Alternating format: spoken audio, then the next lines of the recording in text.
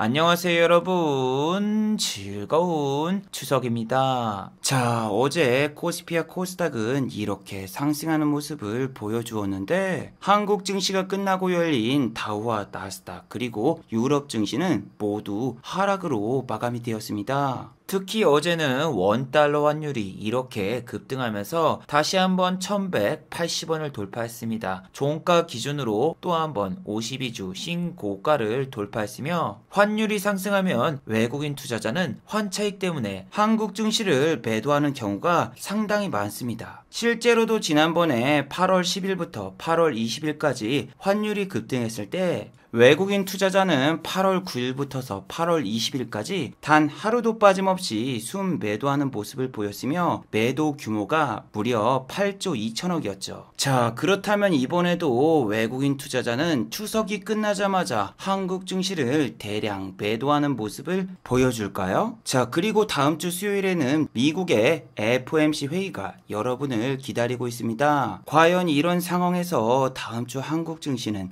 상승하는 모습을 보여줄까요? 오늘 이 시간에 한번 알아보도록 하죠. 자, 그럼 먼저 해외 시황과 국내 시황 그리고 이번 주 특징주를 한번 알아보도록 하겠습니다. 자, 그럼 먼저 해외 시장입니다. 자, 먼저 다우지수입니다. 어제 다우지수는 마이너스 0.48% 하락으로 마감이 되었습니다. 장 초반까지만 해도 다우지수는 장 초반에만 살짝 상승하는 모습을 보여주었고 그 뒤로는 계속 하락하는 모습을 보여줬습니다. 어제 미국 증시가 이렇게 하락한 이유는 바로 미국의 선물옵션 동시 만기일 때문이죠. 어제는 특별히 발표된 경제지표도 없었고 악재도 없었습니다. 하지만 다음 주에 있을 FOMC 회의 때문에 투자자분들의 관망세가 짙어졌으며 이건 나스닥 역시 똑같은 모습을 보여주었습니다. 나스닥 종합지수는 어제 마이너스 0.91% 하락으로 마감이 되었습니다. 장 초반부터 장 막판까지 나스닥은 단 한 번의 상승도 발생하지 않았고 나스닥에 상장되어 있는 언택트 관련주는 대부분 하락으로 마감이 되었습니다. 페이스북 얼굴책은 어제 마이너스 2.24% 하락하는 모습을 보여주었으며 최근 이혼 때문에 상심이 큰 마이크로소프트는 마이너스 1.75% 하락하는 모습을 보여주었습니다. 자, 그리고 원더우먼의 고향 아마존 같은 경우에도 마이너스 0.74% 하락하는 모습을 보여줬어요. 자, 그런데 오징어 게임 덕분일까요? 다른 언택트 관련주들은 모두 하락하는 모습을 보여주었는데 넷플릭스만큼은 3일 연속으로 상승하는 모습을 보여줬습니다. 어제도 플러스 0.49% 상승으로 마감이 되었으며 최근에 52주 신고가를 달성했던 애플 같은 경우에는 어제도 마이너스 1.83% 하락으로 마감이 되었어요.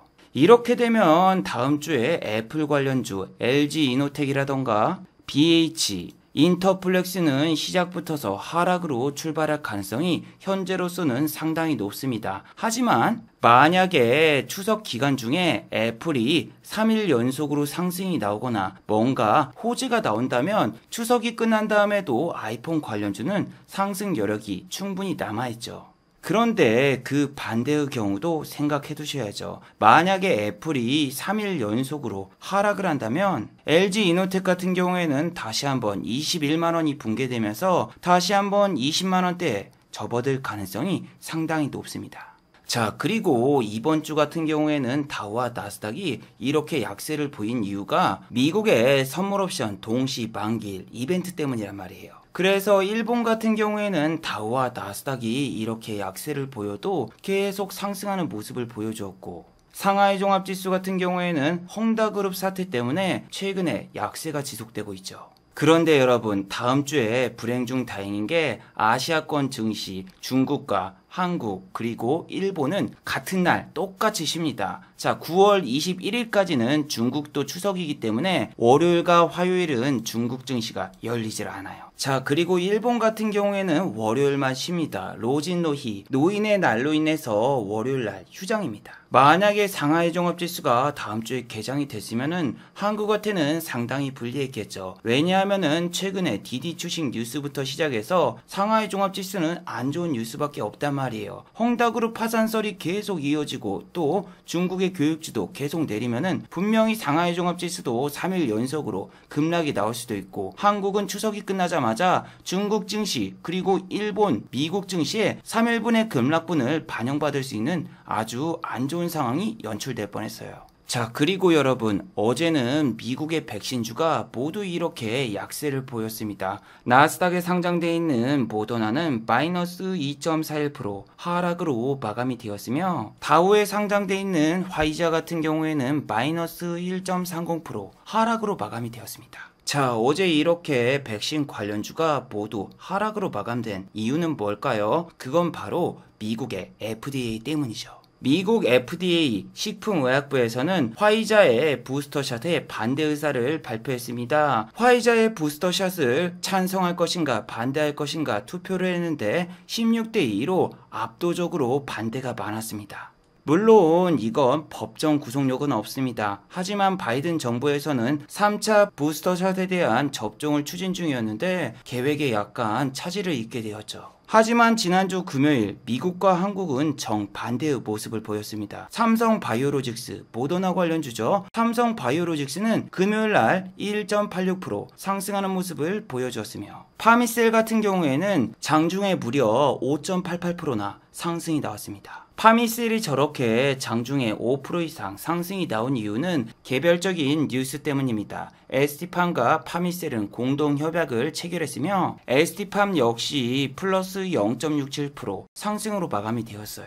어제 같은 경우에는 백신 관련주에 큰 뉴스가 있었죠. 바로 문재인 대통령이 화이자의 CEO를 직접 접견한다라는 뉴스입니다. 자, 뉴스를 살펴보시면은 이번에 문재인 대통령이 UN 총회에 참석하기 위해 잠시 ABC 뉴욕제가에 체류할 예정인데, 그때 화이자의 CEO를 직접 접견할 예정이랍니다. 그래서 저 뉴스가 나오면은 삼성 바이오로직스라던가 혹은 서린바이오, 백신 관련주가 급등이 나오는 게 아닌가 이런 생각을 했지만 생각보다 반응은 소소했습니다.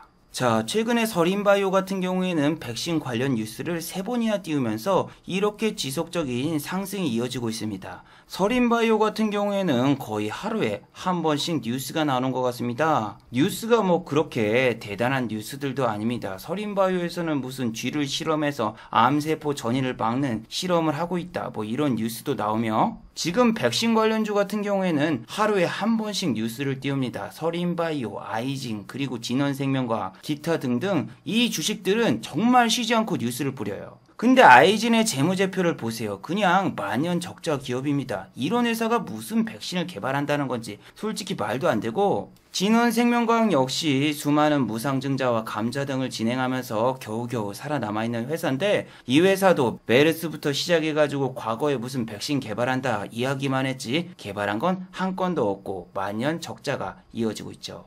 진원생명과학은 상패돼도 정말 이상하지 않은 주식인데 계속 감자를 진행하면서 어떻게든 빠져나가고 있죠. 유상증자라던가 전환사채를 발행해가지고 임원들 연봉만 올라가고 있습니다. 진원생명과학 대표의 연봉을 보세요. 40억 5천만 원입니다. 40억 5천만 원. 코다리 식구 때문에 주가가 올라가가지고 이 사람 연봉이 2배 이상 올라갔어요. 근데 그거를 어디서 돈을 마련했겠습니까? 주주배정 유상증자로 마련했겠죠. 진원생명과학 1,400억 원가량 주주배정 유상증자 결정. 진원생명과학 같은 경우에는 상패를 피하기 위해서 유상증자를 실시하고 있죠. 보시면은 2020년도 12월 달에는 추가 상장을 하고 유상증자를 한 번 또 했고, 7월 달에도 주주배정 유상증자. 도대체 추가 상장이라던가 전환사채, 스톡옵션이 몇 번이 나오는 겁니까? 여러분들 돈을 이용해서 임원들 배만 채우려고 하는 거예요.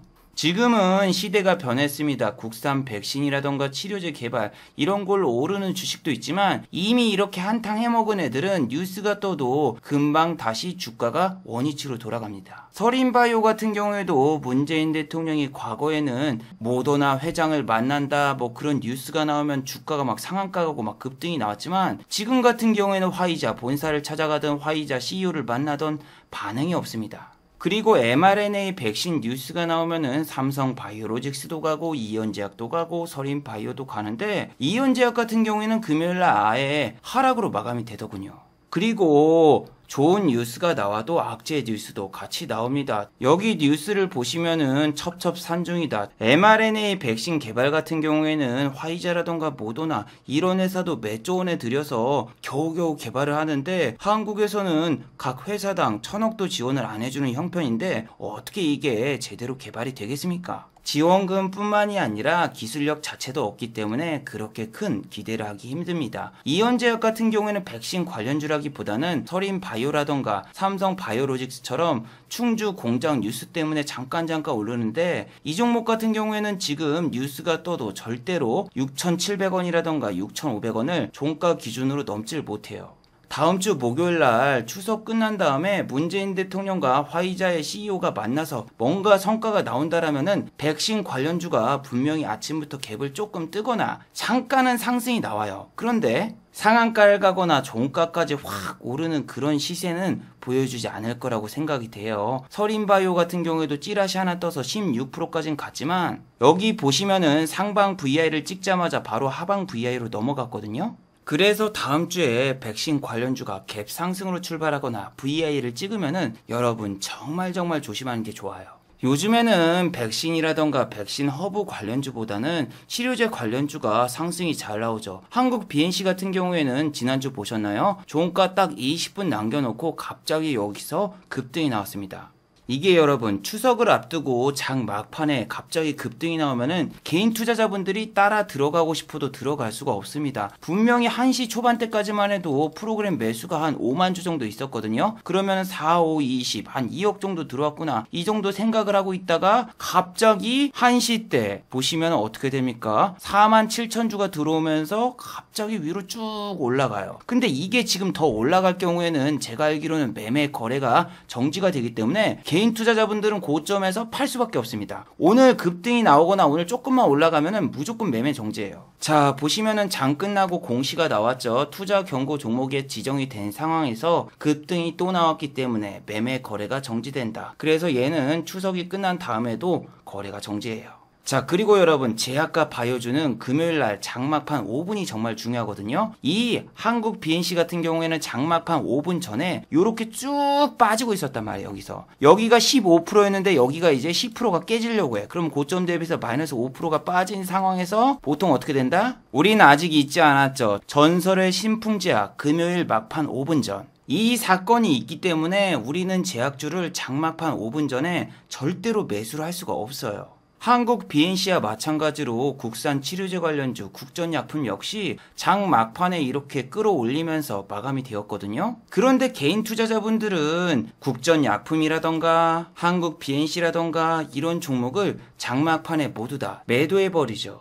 그리고 보통 매매 거래 정지가 되면은 시간의 단일가에서 오히려 하락이 나와야 돼요. 그런데 한국 BNC 보세요. 시간의 단일가마저 이렇게 상승을 시켰습니다. 이건 여러분 투신 단타 전문 기관이죠. 그리고 검은머리 외국인 이런 애들이 가지고 노는 주식이라서 대량 매수가 들어오면은 그 다음날 대량으로 팔아버립니다. 이게 목요일날 거래가 안 되니까 다음 주 금요일날 거래가 되고 금요일날 말이죠. 5만원은 일단 돌파를 시켜놓고 개인 투자자분들을 어떻게든 유혹한 다음에 그 다음에 던지면서 이번 주와 정 반대가 나올 것 같아요. 이번 주 같은 경우에는 시간의 단일가에서 탈출 구멍도 좋기 때문에 모두가 다 수익이기 때문에 이 주식이 얼마나 더 오를까 이걸 생각하겠지만 다음 주 금요일에는 한국 BNC가 거래가 재개된 다음에 고점에서 빼버려서 이거 어디까지 빠질까 손절해야 되나 이런 생각을 하시는 분들이 더 많아질 수도 있다고 봅니다. 여러분 백신 관련주라던가 제약 바이오가 무서운 게 돌발 악재죠. 자, WHO에서는 러시아의 백신 스푸트니크 V를 승인을 거부했습니다.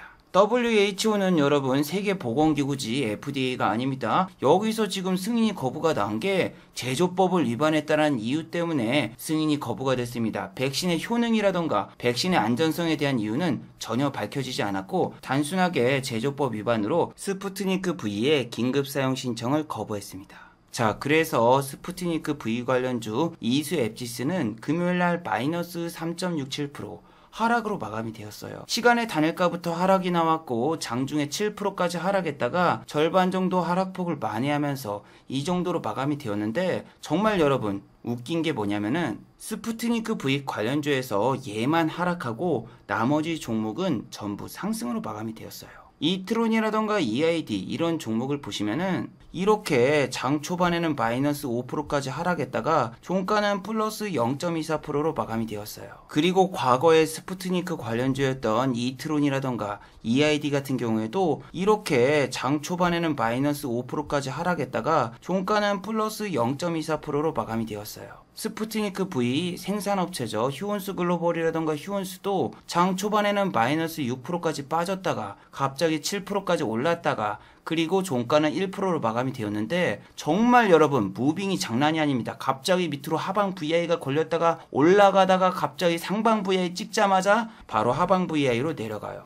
장중에 여러분 절대로 호재 뉴스가 나와서 상승이 나온 게 아니에요. 그냥 개인 투자자분들을 유혹하려고 잠깐 주가를 올린 것 뿐이지 그렇게 호재가 있거나 아니면 이 종목이 더 상승할 거나 그런 건 없습니다. 자, 그리고 지난주 금요일에는 홍준표씨 관련주가 모두 급락이 나왔었죠. 한국선제 같은 경우에는 14.39%나 하락이 나왔고 외국인과 기관의 양 매도가 나오고 말았죠.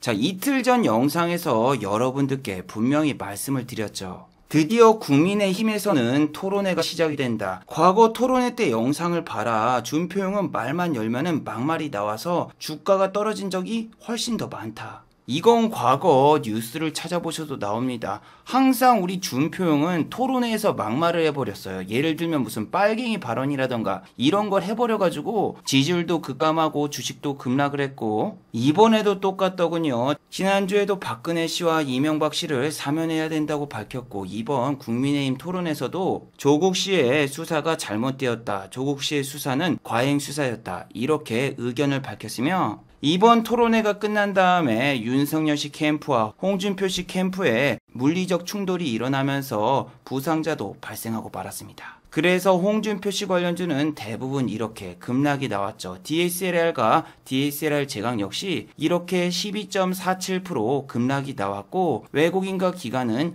양 매도를 하는 모습을 보여주었죠.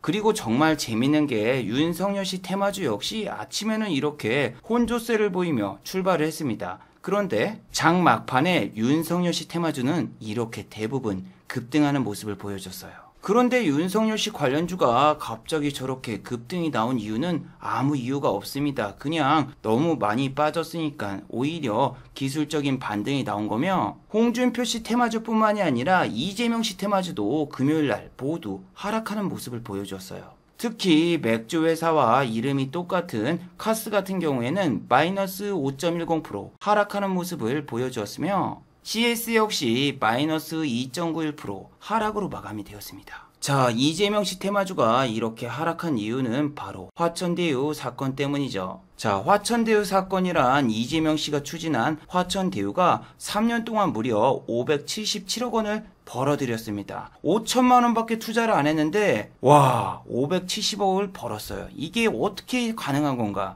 예, 당연하죠. 부동산 가격이 그만큼 폭등해서죠. 아직까지는 이 사건이 그렇게 크게 조명받고 있지 않은데, 일단 저런 뉴스가 나와서 이재명 씨 테마주 역시 금요일날 모두 이렇게 하락으로 마감이 되었죠. 자, 그리고 여러분 지금 환율이 너무 많이 올랐습니다. 이번 FOMC 회의가 끝나면은 환율이 만약에 막 1200원이 되었다? 그렇다면은 외국인 투자자는 환차익 때문에 목요일부터서 그냥 지난주에 샀던 물량 다 팔아버릴 가능성이 상당히 높죠. 8월 30일부터서 9월 6일까지 4일 동안 매수를 했었고, 매수했던 물량을 그 다음 주에 전부 다 팔아치웠죠. 자, 그런데 투신이라던가 연기금 이런 기관 같은 경우에는 지금 어떤 모습을 보여주고 있나요? 예, 지난주에 3일 동안 이렇게 순 매도하는 모습을 보여주었죠.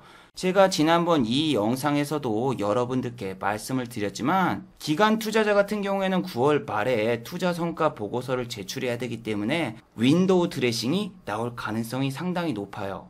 그래서 외국인 투자자가 지난주에 매수했던 게 다음 주 들어가면 어차피 기관 투자자가 투자 성과 보고서 때문에 순 매수를 할 걸 알고 이렇게 매수한 게 아닐까, 이런 추측이 들어요.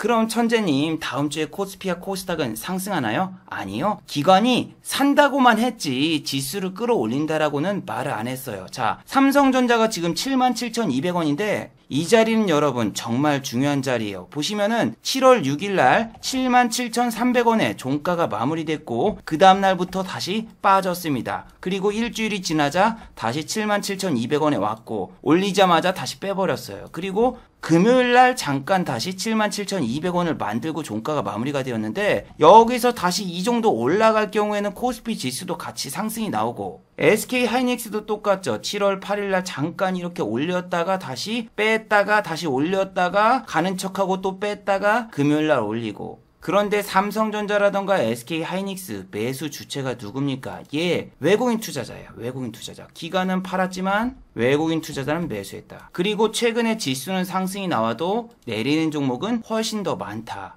그래서 삼성전자하고 SK 하이닉스에 들어온 외국인 투자자의 수급이 만약에 빠진다? 그러면은 코스피 지수도 같이 내려가겠죠. 그런데 최근에는 삼성전자하고 SK 하이닉스가 안 가면은 삼성 바이오로직스라던가 혹은 OKSK 이런 애들을 올려버리더군요. 이게 삼성전자하고 하이닉스가 안 가면은 코스피 시가총액 20위권 내에 있는 종목들을 하나씩 올리면서 지수만 올립니다. 그리고 지금 LG화학이라던가 NC소프트는 정말 끝없이 추락이 나오고 있죠. 자, NC소프트는 반등이 한번 나올 거예요. 언제? 9월 말. 9월 말에는 NC소프트의 리니지 더블이 출시가 됩니다. 더블이 출시되자마자 지난번 LG전자 아이카 뉴스 띄운 것처럼 이렇게 막 8, 9% 급등이 나올 수도 있습니다. 그런데 여기서 중요한 게 뭐다? 뉴스로 잠시 동안만 상승을 시켜놓고 다시 공매도를 치고 하락을 시킬 거예요. 분명히 하루 이상은 상승을 시켜도 이렇게 개인분들을 꼬시게 들어와 놓고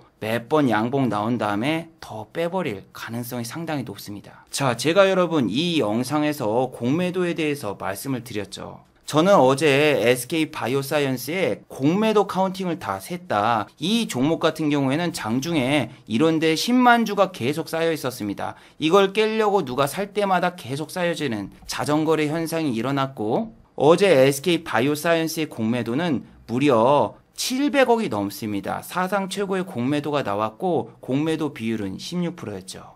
일단 여러분 이 내용을 이해하기 위해서는 어제 올린 영상을 꼭 봐주셔야 돼요. 공매도는 여러분 절대로 거래량이 없으면 진행이 불가능합니다. 공매도를 하려면 주가가 일단 상승이 나와주고 위에서 누가 공매도를 칠 수 있도록 그 주식을 사줘야 됩니다. 그리고 내가 공매도로 수익을 얻으려면 밑에 호가에다가 누가 매도를 해줘야지 제가 공매도로 수익을 얻을 수가 있어요. 즉 호재 뉴스도 있어야 되고 악재 뉴스도 같이 있어야 됩니다. 그리고 그 사이에 개인들이 무조건 들어와야지 수익을 얻을 수 있는 그런 구조예요. 제가 여러분 인터넷에 나온 공매도 룰이라던가 KRX 공매도 모의 투자를 하면서 설명을 잘못 이해했어요. 자, 그런데 여러분들이 이걸 잘 읽어보세요. 공매도 업팅 룰에 대한 설명입니다. 공매도를 할 때 바로 직전 체결 가격보다 높은 가격에서 주문을 내도록 지정이 되어 있는 게 업팅 룰입니다. 공매도를 한 종목이 현재 주가보다 한 틱 위에다가 팔아야 되는 게 업팅 룰의 기본이에요. 그런데 일단 기관과 외국인 투자자는 업팅 룰 예외 조항에 포함되는 게 너무 많아요. 자, 일반 투자 상품과 파생 상품을 동시에 운영하고 있는 기관 같은 경우에는 이 업팅 룰이 전혀 해당이 되지 않으며 자, 여러분 제가 한번 설명을 해드릴게요. 여러분들 같은 경우에는 내가 지금 공매도를 쳤어. 상환을 해야 되네? 그러면은 공매도 룰대로 하면은 지금 현재 가격보다 한 호가 높은 여기서 상환을 해야 되겠죠. 여기서. 그런데 나는 여지껏 공매도를 상환할 때 여기다 상환해야 되는지 알고 있었고 제가 대주 매매를 할 때도 이렇게 주가가 내려올 때 위에다가 팔았습니다. 그런데 여러분 어느 날 제가 가격 입력을 잘못했어요.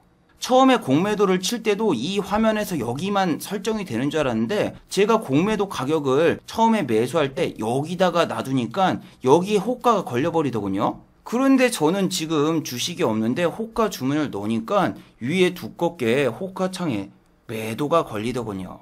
그렇다면 여기에 막 호가가 두껍게 있으면은 개인 투자자분들이 누가 들어오겠어요. 이 호가를 보고 아 이거 못 뚫겠구나 싶어서 안 들어오는데 그런데 매도에 너무 물량이 많이 걸려 있으면은 개인 투자자분들이 안 들어오죠. 그래서 호재 뉴스를 뿌리고 개인분들을 꼬십니다. 장중에 이렇게 호재 뉴스를 딱 띄워준다? 그러면은 개인 무조건 매수하러 들어옵니다. SK 바이오사이언스 같은 경우에도 장중에 갑자기 왜 뜬금없이 호재 뉴스가 떴지? 이상하다 싶었는데 역시나 마찬가지더군요. 그리고 SK 바이오사이언스는 27만 4,500원과 27만 4,000원에다가 10만 주 10만 주씩 20만 주를 쌓아놓고 계속 눌러버리더군요. 근데 이거를 계속 살 때마다 공매도 카운팅이 올라갑니다. 위에 걸어놓은 게 공매도기 때문에 개인들이 들어와서 그걸 계속 사러 들어오면은 공매도가 카운팅이 올라가면서 공매도 수량이 잡혀요. 그리고 여러분, 네이버 종목 토론방에 공매도 알바가 존재할까요? 예, 저는 존재할 것 같아요. 제가 직접 공매도를 해보니까.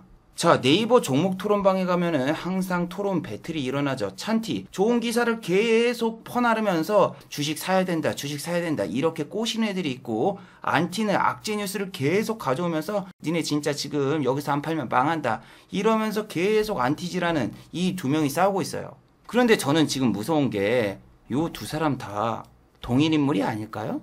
네이버 종목 토론방이나 저런 걸 보고 아 좋은 뉴스 봤으니까 주식 사야지 하고 위에서 샀어. 그럼 내 공매도가 일단 체결이 됐어. 그리고 저는 수익을 보려면 어떻게 해야 돼요? 주가가 내려야죠. 주가가 내릴 때 밑에다가 공매도 상한호가를 걸어 놓습니다. 저는 여러분 아까 봤던 공매도 업틱 룰 때문에 지금 가격이 여기니까 계속 실시간으로 보면서 상한하려면은 계속 쳐다보면서 위에 호가에다가 주문을 내야지 상한이 되는 줄 알았는데 밑에다가 그냥 걸어놓고 기다려도 상한이 됩니다. 이게 여러분 밑에 호가가 촘촘하면은 사람들이 오히려 매수하려고 하잖아요. 왜냐면 밑에서 싸게 살려는 애들이 기다리고 있으니까. 근데 그게 싸게 살려는 게 아니라 공매도 상한하려는 애들이 걸어놓은 호가였고, 갑자기 이번에는 좋은 뉴스가 아니라 악재 뉴스, 보유예수 물량이 풀린다 혹은 공매도 지금 1위다 악재 뉴스를 막 뿌려버리면은 사람들이 지금이라도 던져야 되겠다 싶어서 저 밑에 촘촘히 쌓인 호가에다가 주식을 던져버리고 공매도 친 애들은 수익을 보죠.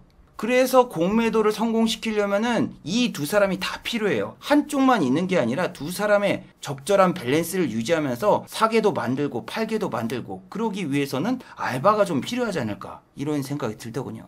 자, 그래서 여러분 제가 추측성 기사를 한번 만들어 볼게요. 9월 말에 NC소프트 관련 기사가 나올 거예요. NC소프트의 마지막 희망, 리니지 W, 흥행돌풍 성공하나? 자, 이런 기사가 나오면서 주가가 한 8% 정도 상승이 나오고 이런 내용이 나올 겁니다. 급락하던 NC소프트의 주가가 크게 올랐다. 리니지 W이 공개되면서 유저들의 관심이 모아졌고 구글 스토어 다운로드 3위까지 껑충 뛰어오르는 기염을 보였다. 그리고 여기서 유저 인터뷰가 들어갑니다. 한 유저 에이모 씨는 리니지 더블은 과금 시스템이 블레이드 소울과 다르게 새롭게 바뀌었다. NC소프트가 전작에 비해 상당히 세심하게 신경 쓰인 걸로 보이며, 이에 대해서 김택진 사장은 지난번에 문제가 되었던 시스템을 전부 수정했으며 이번 리니지 더블이 마지막 시리즈라고 생각하고 정말 최선을 다했다. 이렇게 또 인터뷰를 할 겁니다. 그래서 막 60만원 잠깐 돌파해가지고 개인 투자자분들 좀 끌어 모아야지 다시 한번 공매도 치고 계단식으로 뺄 수 있지, 이대로 되면은 개인 투자자분들이 안 들어와서 공매도도 많이 못 치고 사람들의 주목을 못 받고 관심도 못 받잖아요.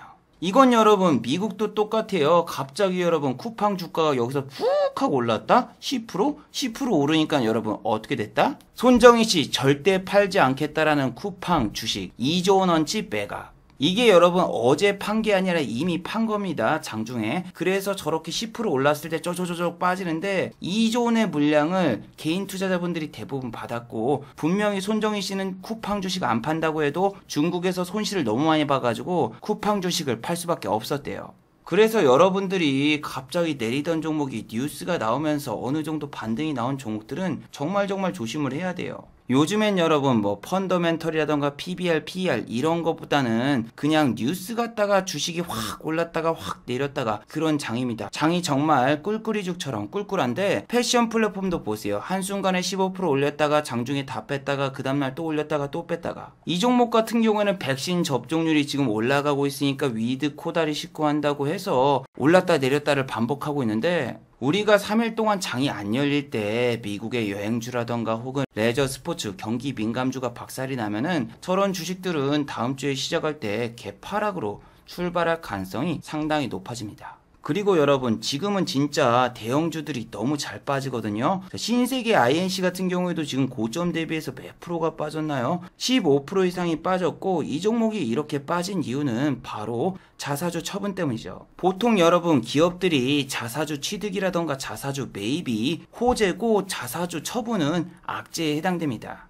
실제로 NC소프트 같은 경우에 얼마 전에 자사주를 1,900억 원가량 순매수를 했지만 주가는 내렸죠. 그래서 여러분 아까 신세계 INC처럼 지금은 돌아가면서 대형주가 순환 폭락매가 나오죠. 옛날엔 여러분 개인 투자자 공매도가 거의 되는 종목이 삼성전자, 하이닉스, LG전자 이런 애들밖에 없었고 또 공매도가 그 당시엔 가능한 금액이 1억이었거든요. 근데 지금은 3천만 원에서 2천만 원이죠. 근데 여러분이 잘 생각해보세요. 삼성전자가 한 달에 상승폭과 하락폭이 얼마죠? 1%에서 2%밖에 되질 않아요. 지금 차트를 보시면은 5달째 1%에서 2%밖에 움직이질 않습니다. 그래서 개인 투자자분들은 보통 대형주를 공매도 쳐봤자 60일 이내에 상한을 해야 되는데 삼성전자 5개월 동안 계속 주가가 횡보하면서 상승도 하락도 안 나왔죠. 그리고 공매도 같은 경우에 연이자가 6%입니다. 그로 인해서 들고 있어봤자 이자값도 못 벌었어요. 그런데 지금은 어때요? 대형주가 한 달에 10%에서 20% 빠지는 종목도 있습니다. 이거 보세요. 두산인프라코 개인 공매도 됩니다. 이거 대주만 잘 쳤어도 30% 이상 수익을 받습니다. 그래서 계속 말씀드리잖아요. 대형주가 이렇게 무슨 일주일 만에 10%, 20% 이렇게 쫄쫄이 빠지는 거 구경하기도 힘들고 다음번에는 이런 기회가 찾아오지 않을 가능성이 높습니다. 그래서 여러분들에게 대주 매매도 계속 추천을 해드리는 거예요. 저는 만약에 또 다음 주 미국과 유럽 증시가 이렇게 계속 빠진다? 그러면은 추석 끝나자마자 바로 매매 안 하고 어차피 여기서 여러분 매매해봐요. 여기도 투심이 안 좋을 거 아니에요. 왜? 끝나자마자 바로 또 금요일이니까 금요일 되면 또 종가에 상한가 가는 종목도 별로 없고 금융투자와 투신 등이 월 말에 윈도우 드레싱이 나올 가능성이 높기 때문에 저는 요 날보다는 요 날에 매매하시는 걸 추천해 드립니다. 자, 마지막으로 한번 정리해 보도록 하겠습니다. 1번, 미국과 유럽 증시는 모두 하락으로 마감이 되었습니다. 미국은 선물옵션 동시 만기일 때문에 하락을 했으며 유럽 증시는 다음 주 FOMC 회의 경계감으로 하락이 나왔어요. 중국과 일본 증시는 다음 주 월요일 날 한국과 똑같이 휴장입니다. 그렇기 때문에 다음 주에는 유럽과 미국 증시의 흐름을 꼭 체크하세요. 3일 동안 만약에 미국 증시와 유럽 증시가 상승이 나온다? 목요일 한국 증시 떡상. 하지만 반대로 3일 동안 급락 나온다? 한국 증시 코스피 지수 최소 마이너스 1% 이상 하락으로 출발할 가능성이 높습니다. 그렇게 되지 않길 우리 모두 기도합시다.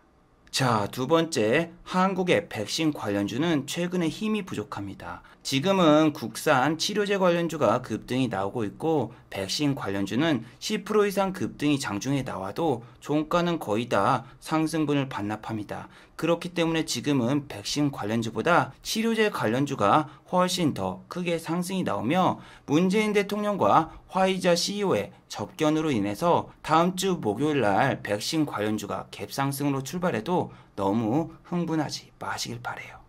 자, 유튜브 광고도 끝까지 시청해주시면 정말로 고맙겠고 좋아요와 구독하기도 많이 눌러주시면 정말로 고맙겠습니다. 아, 그리고 또 어제 생방송 전에 저를 후원해주신 정말 고마운 분들이 계셨네요. 네, 제 유튜브 영상 밑에 있는 투네이션 후원하기 버튼을 눌러주시면 저를 후원해주실 수 있는데 제이님, 인치호님 후원 정말 감사드립니다. 특히 제이님은 10,000원이나 후원해 주셨네요. 정말 감사드립니다. 자, 다들 수고하셨고 즐거운 추석 되시기 바랍니다. 다들 수고하셨습니다.